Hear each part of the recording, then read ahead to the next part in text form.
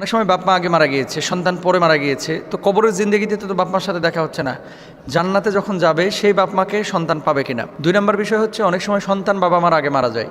তো এই বাপ মা চিন্তা করে যে আমি যখন আখিরাতে উঠবো সেই সন্তানের সাথে আমার দেখা সাক্ষাৎ হবে কিনা। ভেরি ভেরি ইম্পর্টেন্ট একটা বিষয়। অনেক স্ত্রীরাও কিন্তু এই কথা বলে যে হুজুর জান্নাতে আমি কোনো স্বামী চাই না, দুনিয়ার জিন্দগিতে আমার যে স্বামী ছিল সেই স্বামীকে আমি জান্নাতেও চাই।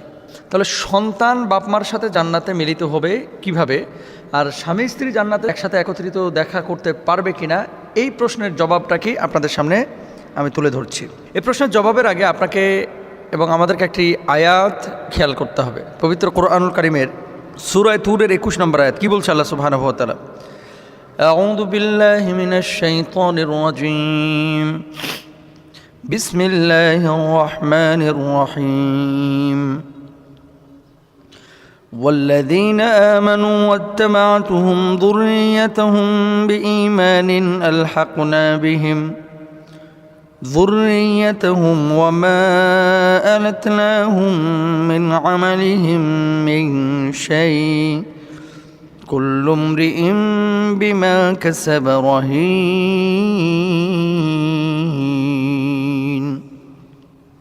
صدق الله العظيم। কি বলছেন আল্লাহ সুবহানাহু ওয়া তাআলা বলছেন, আর যারা ঈমান আনে এবং তাদের সন্তান সন্ততি ঈমানের সাথে তাদের অনুসরণ করে, আমরা তাদের সাথে তাদের সন্তানদের মিলন ঘটাবো এবং তাদের কর্মের কোনো অংশই কমাবো না। প্রত্যেক ব্যক্তি তার কামাইয়ের ব্যাপারে দায়ী থাকবে। এই আয়াতের দলিল থেকে বোঝা যায় বাপ মা যদি জান্নাতে যায়, সন্তান সন্ততি যদি জান্নাতে যায়, আল্লাহ সুবহানাহু ওয়া তাআলা ওই সন্তান সন্ততির সাথে বাপ মার জান্নাতে মিলন ঘটায় দেবে। সুবহানাল্লাহ। এবং এটা জান্নাতে যেহেতু যা আপনি চাইবেন আল্লাহ তাআলা সেটারই ব্যবস্থা করে দেবেন, ফয়সালা করে দেবেন। সন্তান যদি জাহান্নামী হয়, বাপ মা যদি জান্নাতে যায়, তাহলে চাইলে কিন্তু আল্লাহ সুবহানাহু ওয়া তাআলা সেই সন্তানকে মিলন করবেন না। এই জন্য দুই পক্ষকেই, এখন আপনি বললেন যে আল্লাহ আপনি তো সবই দিবেন জান্নাতের মধ্যে, তাহলে আমার সেই সন্তানকে দেন।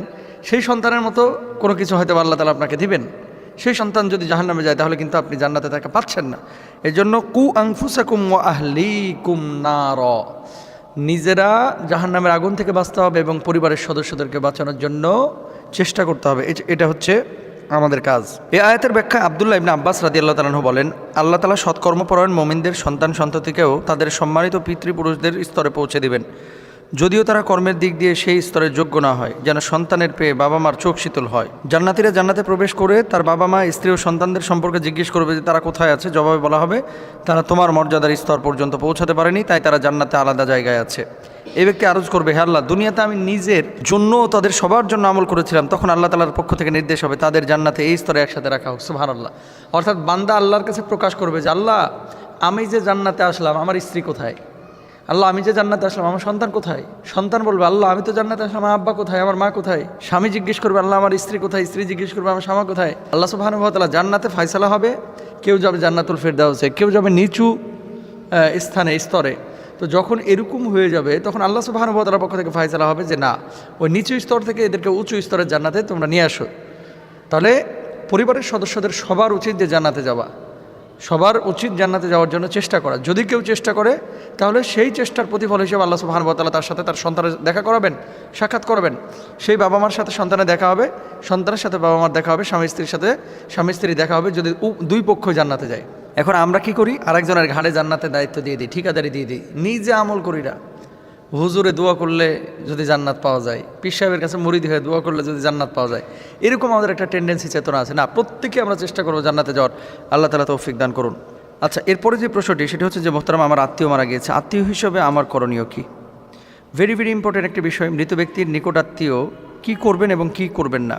মানুষ যখন মারা যায়, রাসূল আকরাম সাল্লাল্লাহু আলাইহি ওয়াসাল্লাম কতগুলো বিষয়কে হারাম করেছেন, যে কাজগুলো মানুষ করে থাকে যখন তাদের কেউ মারা যায়। আল্লাহর হাবিব সাল্লাল্লাহু আলাইহি ওয়াসাল্লাম বলেছেন, 1 নাম্বার, মৃত ব্যক্তির উপর বিলাপ করে কাঁদা। রাসূল আকরাম সাল্লাল্লাহু আলাইহি ওয়াসাল্লাম বলেছেন, মানুষের মাঝে দুটি বিষয় রয়েছে যাতে তারা কুফরি করে। বংশের খোঁটা দেওয়া, মৃত ব্যক্তির উপর বিলাপ করে কাঁদা, এগুলো নিষেধ। বংশীয়ভাবে খোঁটা দেওয়া, তোর বংশ তো নাক কাটা, তোর বংশ তো কান কাটা, এই বংশীয় খোঁটা কখনো কাউকে দিবেন না। বিশেষ করে স্বামী স্ত্রীর মধ্যে বেশি হয় এটা। শ্বশুর বাড়ির মানে স্ত্রী পক্ষের বাপ মার বাড়ির সবাই খারাপ, আর এর বাপ মাই খালি ভালা। আবার স্ত্রীরাও এরকম আচরণ অনেক সময় করে। তো দাদার বাড়ি, আহা রে, তো দাদার গোষ্ঠী যে বদের বদ, আমার বাপের গোষ্ঠী একেবারে আল্লাহর ওলি, সব জান্নাত থেকে পলায় আসছে, এরকম আর কি ভাবসাব। কখনো বংশীয় খোঁটা কেউ কাউকে দিবেন না, কখনো না। 2 নাম্বার, কোনো ব্যক্তি মারা যাওয়ার পরে উচ্চ স্বরে বিলাপ করে কান্নাকাটি করবেন না। এটা গেল 2 নম্বর। 3 নম্বর, গালে বা শরীরে আঘাত করা কখনো করবেন না। 4 নম্বর, কাপড় বা জামার পকেট ছেঁড়া। রাসূল আকরাম সাল্লাল্লাহু আলাইহি ওয়াসাল্লাম বলেছেন, যে ব্যক্তি গাল চাপড়ায় বা জামার গলা বা পকেট ছিঁড়ে ফেলে এবং জাহিলিয়াতের আহ্বানের মতো আহ্বান করে, সে আমাদের অন্তর্ভুক্ত না, সে আমার দলের লোকই না। এই মানুষ মারা যাওয়ার পরে কাঁদি, আমরা তো কাঁদি না ভাই, সিদ্ধান্ত তো আল্লাহর। আজকে ও মরেছে, কালকে তো আপনিও মরবেন। মৃত্যুটাকে মানুষ এত ভয় পায় কেন? এত ভয় পায় কেন? মৃত্যু ভয়ের জিনিস না, মৃত্যু হচ্ছে রবের সাথে সাক্ষাতের একটা মাধ্যম। আপনি আপনার মূল গন্তব্যে, চূড়ান্ত গন্তব্যে চলে যাচ্ছেন। আমেরিকায় কেউ যদি সেটেল হতে চায়, যখন আমেরিকার ভিসা পায়, এই ভিসা পাওয়ার পর থেকে সে স্বপ্ন দেখতে থাকে। ব্রিটেনে ভিসা পাওয়ার পর থেকে স্বপ্ন দেখতে থাকে, সে যাওয়ার পরে কী করবে, এই করবে, সেই করবে। তো যাওয়াটা যদিও তার কাছে কষ্ট মনে হয়, ভেতরে একটা আনন্দ কাজ করে। নাগরিকত্ব নিচ্ছে, নতুন দেশে যাচ্ছে, নতুন পরিবেশে। তো আপনি দুনিয়ার এই জঞ্জালযুক্ত পরিবেশ থেকে জঞ্জাল মুক্ত পরিবেশে আপনি আখিরাতে যাচ্ছেন। মৃত্যু মুমিনের জন্য তোহফা, হাদিয়া। মৃত্যুকে ভয় পাবেন না। ভয় কারা পায় জানেন? যাদের আমল নাই, যে মরার পরে যে ঠুয়ানি দিবে, এই ঠুয়ানি সহ্য করবো কীভাবে, এই জন্য ভয় পায় মৃত্যুকে। মুমিন কখনো মৃত্যুকে ভয় পায় না, কখনো না। আলহামদুলিল্লাহ, এমনটাই করবেন আপনারা, মৃত্যুকে ভয় পাবেন না। তো এখন কেউ মারা গেলে মনে করবেন যে আল্লাহর মাল আল্লাহ নিয়ে গেছে, আমিও তো একদিন মারা যাব। ও আল্লাহ রে, কি হইল রে, আল্লাহ কি কাউরে দেখলো না রে, এইভাবে কান দেয়া কাটা। কিছু মহিলা শাড়ি ঠিক থাকে না, জামা কাপড় ঠিক থাকে না, ওড়না থাকে না, কি একটা অবস্থা। এগুলো মূর্খতা, এগুলো জাহালাত। কান্না জীবন আর করেন না আপনি? কই নীরবে অনেক কেঁদেছেন। ছেঁকা খাইলেও তো অনেক মেয়েরা কাঁদে, অনেক ছেলেরাও কাঁদে। তখন তো চোখ থেকে টপ টপ করে পানি পড়েছে রাতের আধারে, কই বাপমাও তো জানতে পারে নাই, কেউ বুঝে নাই আপনার নীরব কান্না। বোবা কান্নাগুলো কেউ শব্দ পায় না, কিন্তু ভিতর থেকে গুংড়িয়ে ছাড়খাড় হয়ে যাচ্ছে সব কিছু। তো তখনও কেঁদেছেন, তখন দুঃখে কেঁদেছেন, এখনও দুঃখে কাঁদছেন। তো আপনার কান্নাটা কেন এমনটা হয় না? আপনি কাঁদবেন না কেন? চোখ থেকে পানি পড়বে, আল্লাহর সাথে বোঝাপড়া করবেন। আল্লাহ আপনার জিনিস আপনি নিয়ে গেছেন, কিভাবে টিকবো, কিভাবে থাকবো, আল্লাহ আপনার দায়িত্ব নেবে। বাট কখনো ও আল্লাহ রে, কী হইল রে, এই হইল রে, সেই হইল রে, এই রে, মাটির উপরে থাবা দেয়, কাফনের উপরে থাবা মারে, শাড়ি ঠিক থাকে না, ওর না, হারাম করবেন না কখনো। এরপর আসেন চুল কামিয়ে ফেলা। রাসূল আকরাম সাল্লাল্লাহু আলাইহি ওয়াসাল্লাম মৃত্যুর ভয়ে উচ্চ আওয়াজকারিণী মহিলা হতে এবং মাথা মুন্ডনকারিণী মহিলা হতে, অধিক কঠিনতা অবলম্বনকারিণী মহিলা হতে পবিত্র ছিলেন। মৃত্যুতে কবিতা প্রকাশ করা, দিনের কিছু সময় মৃত ব্যক্তির উপর দুঃখ প্রকাশের জন্য কবিতা আবৃত্তি করা, মৃত ব্যক্তির মৃত্যু সংবাদ তার পক্ষ থেকে এলান করা, রাসূল আকরাম সাল্লাল্লাহু আলাইহি ওয়াসাল্লাম শোক সংবাদ ঘোষণায় নিষেধ করেছেন, যেটা আমরা বাংলাদেশে করি। জানাজার ঘোষণা আপনি দিতে পারেন যে এতটা সময় জানাজার নামাজ হবে, কিন্তু শোকের ঘোষণাটা বাংলাদেশে অনেকে এরকম করে দেয়।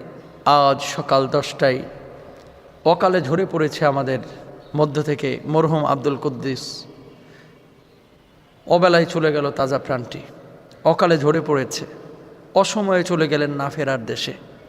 এই যে কথাগুলো, অসময় বলতে কি?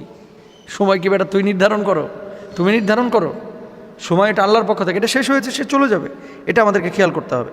তাহলে মৃত ব্যক্তি রাসূল আকরাম সাল্লাল্লাহু আলাইহি ওয়াসাল্লাম ইন্তেকালের পরে এভাবে বিলাপ করতে সম্পূর্ণরূপে নিষেধ করেছেন, এটা আমরা খেয়াল করবো ইনশাআল্লাহ তাআলা। তাহলে মৃত ব্যক্তি মারা যাওয়ার পরে হারাম কী কী, নিষিদ্ধ কী কী, এগুলো আমরা পাইলাম। এখন আসেন মৃত ব্যক্তি মারা যাওয়ার পরে করণীয় কী? আপনি তার জন্য দোয়া করবেন, আল্লাহুম্মা গফিরলাহু, আল্লাহ তারা ক্ষমা করে দেন, তার জন্য সদাকা করবেন। মৃত ব্যক্তি যে বাড়িতে মানুষ মারা গিয়েছে ওই বাড়িতে যায় আপনারা খাবার দিয়ে আসবেন। আর আমাদের দেশের মানুষ কী করে, মারা যাওয়ার পরে দাঁতে ধার দেয়, 3 দিনে যায় কোবাইব, খাইব আর কি। আর 40 দিনে মনে করেন যাওয়ার পরে আর একটা মহিষ খাইব।